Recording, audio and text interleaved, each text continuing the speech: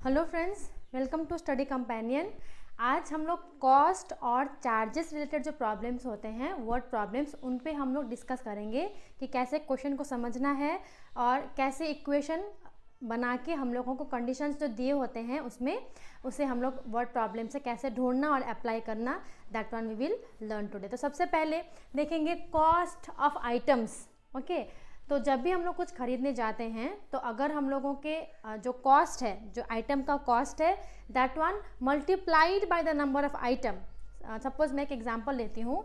Suppose you buy pencils. Okay, you buy pencils, cost of one pencil जितना होता है, suppose it is X, and number of pencils जितना आपने खरीदा, number of pencils you bought is 10। Okay, so एक चीज़ है cost और दूसरी चीज़ है number of the item which you buy, कितना आप नंबर ऑफ आइटम्स आप खरीदते हैं। फिर उसके अकॉर्डिंग हम लोगों का क्या मिलता है, टोटल कॉस्ट, है ना। टोटल कॉस्ट या टोटल प्राइस, कॉस्ट बोले या प्राइस बोले, क्या होता है, number of item into cost of one item. क्या देता है हम लोगों को कि कितने पैसे टोटल हम लोगों को देने होंगे, है ना। तो इसी पे बेस्ड कॉस्ट रिलेटेड जो सम्स है हम लोगों को, वैसे इस पे बेस्ड, इस अंडरस्टैंडिंग पे बेस्ड हमें इक्वेशंस बनाने होते हैं ना। दो चीज़ें हैं, नंबर वन कॉस्ट हर एक आइटम का, और नंबर टू जो आइटम, नंबर ऑफ आइटम जो आपने खरीदे हैं। सपोज एक एग्जांपल लेते हैं, cost of 2 pencils. Okay, 2 pencils, 3 erasers is rupees 9, and the cost of 4 pencils and 6 erasers is rupees 18. So you have to find the cost of each pencil and each eraser। तो यहाँ पे क्या late करना है वो तो आप last के जो एंडिंग का क्वेश्चन है उसको देख के समझ जाएंगे, है ना। So what you have to let is cost of 1 pencil and cost of 1 eraser. Each का आपको प्राइस ढूंढना है, प्राइस लेट करना है। ओके, और उनको उसे वही ढूंढना भी है, जो ढूंढना है उसी को हम लेट करेंगे। So let cost of 1 pencil is X rupees and cost of 1 eraser जो होगा that will be Y। Okay, तो अब क्या पूछा गया है कि you went to the shop, you asked for 2 pencils and 3 erasers and इन दोनों का टोटल कॉस्ट आपका हुआ ₹9, है ना।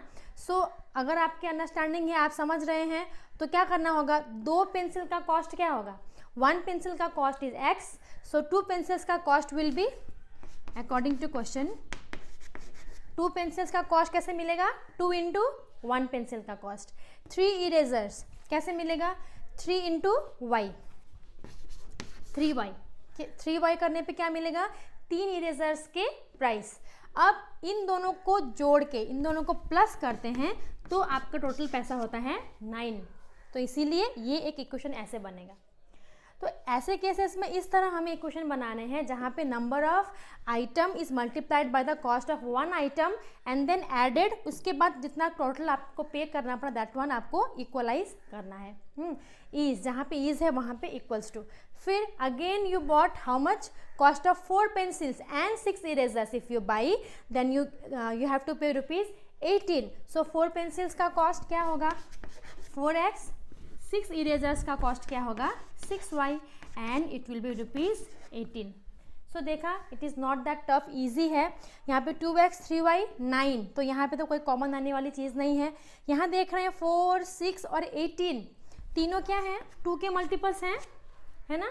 तीनों ही 2 के टेबल पे हैं, इसलिए हम लोग क्या कर सकते हैं, 2 कॉमन लेंगे तो ये इक्वेशन थोड़ा सिंप्लीफाइड हो जाएगा। ये जो इक्वेशन है थोड़ा सिंप्लीफाइड हो जाएगा, हम लोगों को सॉल्व करने में ईजी होगा। वो आप ज़रूर कीजिएगा, नहीं करने पे भी आप कर सकते हैं, that is no issue, but अगर आप ले लें कॉमन तो और इजी हो जाता है। So suppose we take 2 common here, so we get 2x plus 3y equals to 18, and ultimately we get here 2x plus 3y equals to 9 only, क्योंकि कॉस्ट तो सेम है ना. सो इस तरह आपको क्या बनाना है, इन दोनों इक्वेशंस को सॉल्व करके आपको आंसर कॉस्ट ऑफ आइटम्स कितना है वो आपको मिलेगा. तो इस तरह हमें इक्वेशन फ्रेम करना है. इस तरह हमें इक्वेशन फ्रेम करके सॉरी इक्वेशन फ्रेम करके हम ऐसे प्रॉब्लम्स को सॉल्व करेंगे विच इज़ कॉस्ट रिलेटेड. एक और एग्जांपल अगर हम देखेंगे तो शायद और क्लियर हो. Let's follow one more example. यहाँ पे पेंसिल और इरेजर्स की बात की गई है. हम लोग एक और एग्जांपल देखते हैं कि उसमें क्या ढूंढना है हमें. ओके, कैसे कंडीशन दिया हुआ है.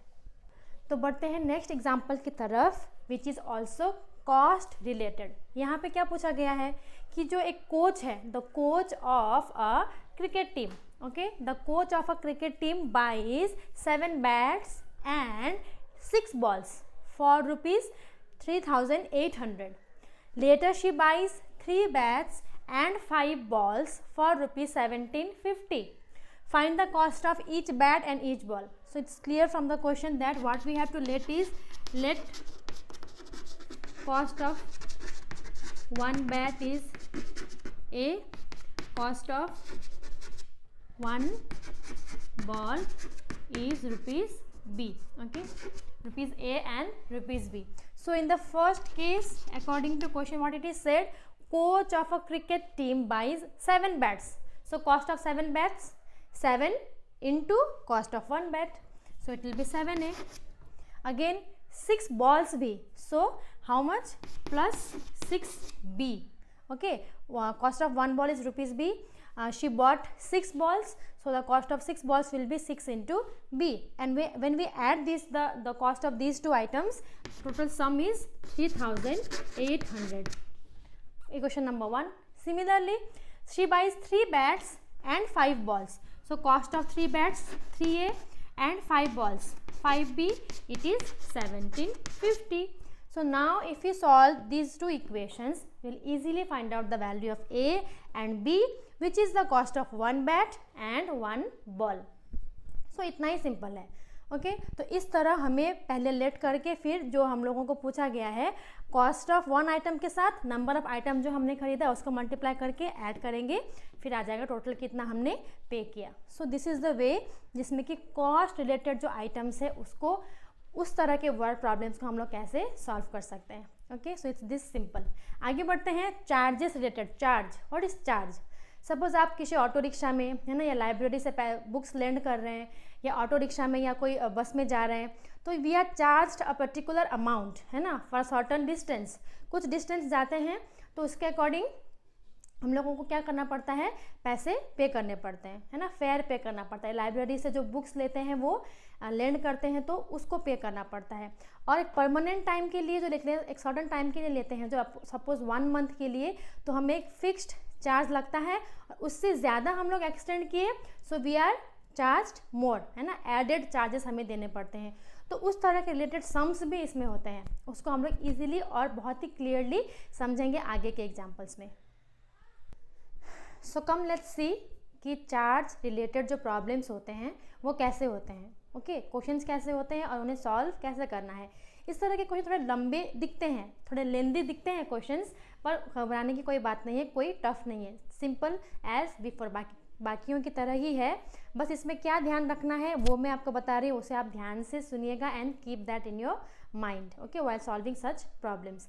सो here let's read the question thoroughly once. अच्छे से पढ़ते हैं कि a part of monthly hostel charges, जब भी हॉस्टल में रहने की बात होती है तो हॉस्टल का एक चार्ज होता है, प्लस उस हॉस्टल में या पीजी में क्या रहता है, फूड कंज्यूम जो करते हैं स्टूडेंट्स, उसका चार्ज अलग से रहता है. तो ऐसे प्रॉब्लम्स में कि पैसे चार्ज किए जाते हैं उसे कहेंगे चार्ज रिलेटेड, चार्जेस रिलेटेड को जो प्रॉब्लम्स होते हैं. So see here, hostel charges is fixed and the remaining depends on the number of days one has taken food in the mess, है ना. तो रहेंगे साथ में जो फूड कंज्यूम करते हैं उस पर डिपेंड करता है बाकी का charges. So when a student takes, student A, suppose the name of the student is A, takes food for 20 days, है ना, she has to pay ₹1,000 as hostel charges. whereas a student B, second student, who takes food for 26 days pays ₹1,180 as hostel charges. So find the hostel charge and the cost of food per day. समझने आया तो question को एक बार और आपको ध्यान से पढ़ना है, और लेट क्या करना है कि लेट द फिक्स्ड चार्ज, जो पूछा गया है एंड में बस उसको लेट करना है। द फिक्स्ड चार्ज जो है ना, cost of, find the hostel charge है ना, फिक्स्ड जो हॉस्टल चार्ज है, फिक्स्ड जो हॉस्टल चार्ज है उसे x मानते हैं, है ना, rupees x, and cost of food per day, okay, cost of food per day जो होता है दैट इज रुपीज वाई।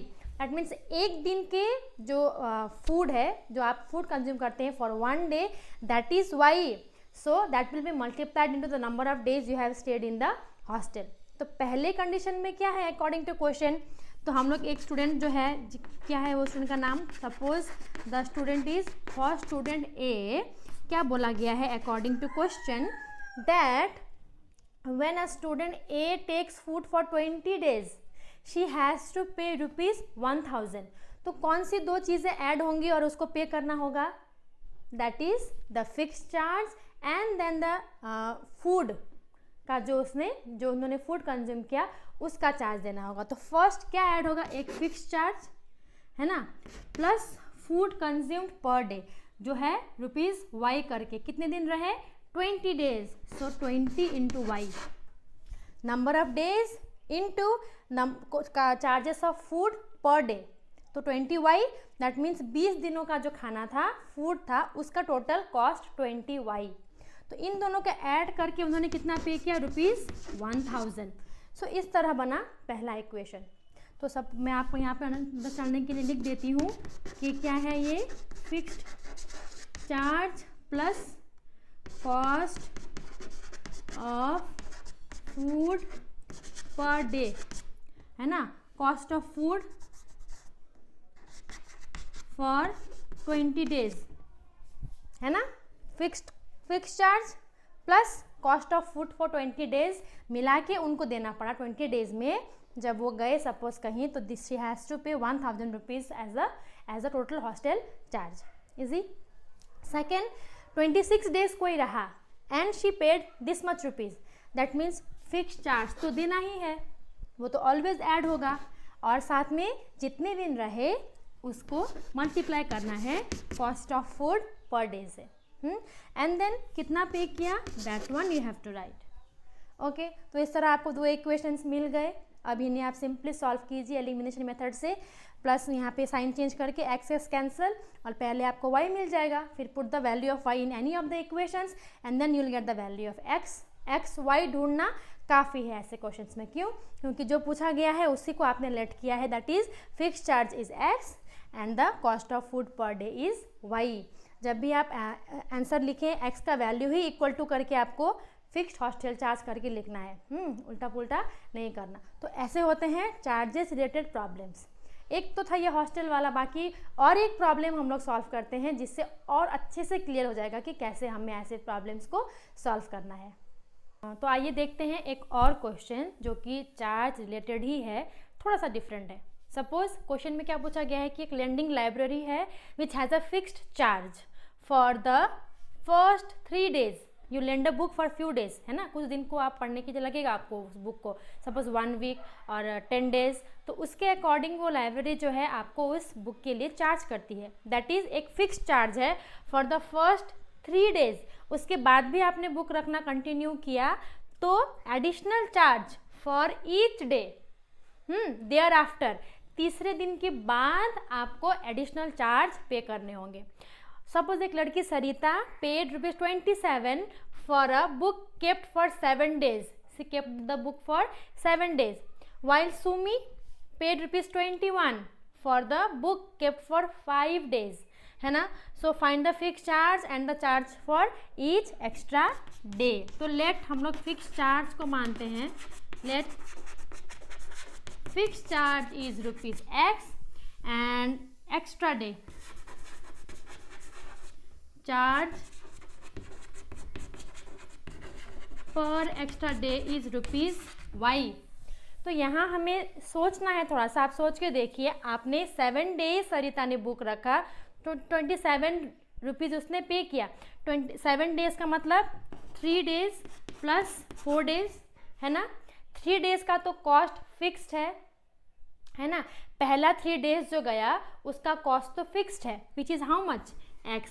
इसीलिए तो किसी से मल्टीप्लाई नहीं करना, क्योंकि पहला 3 दिन जो है वो तो एक फिक्स चार्ज देना ही है। सपोज 10 रुपीज़ फर्स्ट 3 डेज के लिए, सपोज 10 रुपीज़ इज़ फिक्स्ड, तो वो तो x ही ऐड करना है।